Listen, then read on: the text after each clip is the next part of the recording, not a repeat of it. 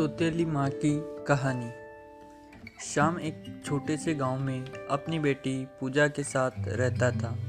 पूजा की माँ बचपन में ही गुजर गई थी, जिसके कारण श्याम को और उसकी बेटी को घर का काम करने में बहुत ही परेशानी आती थी, जिसे देखकर उसके आसपास के पड़ोस के लोगों ने और रिश्तेदारों ने कहा कि तू दूसरी शादी कर ले, जिससे पूजा को भी माँ का प्यार मिल जाएगा और तेरे भी खेतीबाड़ी का काम करने में मदद हो जाएगी।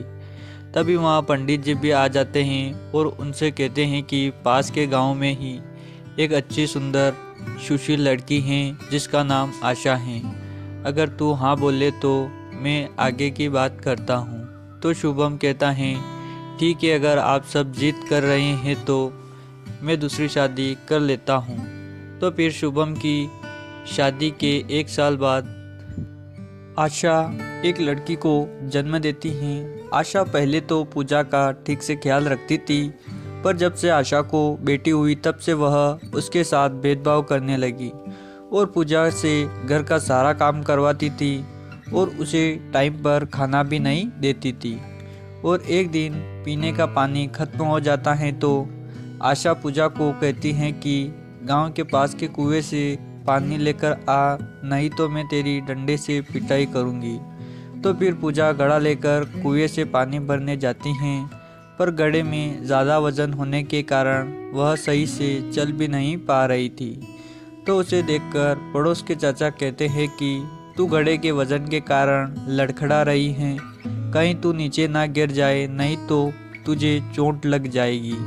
तो पूजा कहती है कि क्या करूं चाचा जी, मैं अगर काम नहीं करूंगी तो माँ मुझे डंडे से मारती हैं और मुझे खाना भी नहीं देती।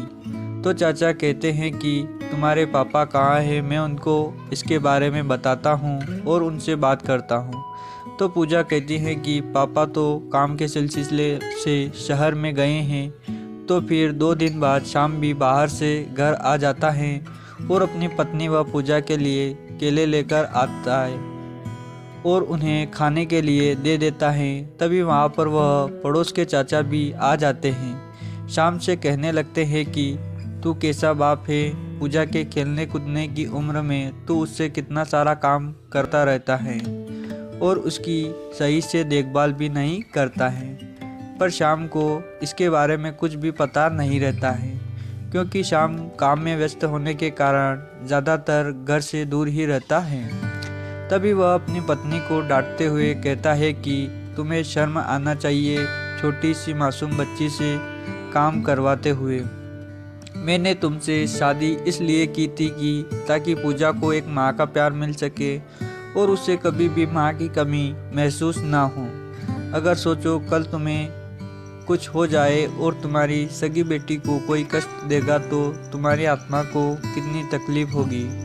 और फिर आशा को अपनी गलती पर पछतावा होता है और फिर वह पूजा को अपनी सगी बेटी की तरह प्यार करने लगती हैं और उसकी अच्छे से देखभाल करने लगती हैं। आशा करता हूँ यह कहानी आपको अच्छी पसंद आई होगी और इसी तरह की कहानियों के लिए चैनल को सब्सक्राइब कर लीजिए और वीडियो को पूरा देखने के लिए धन्यवाद।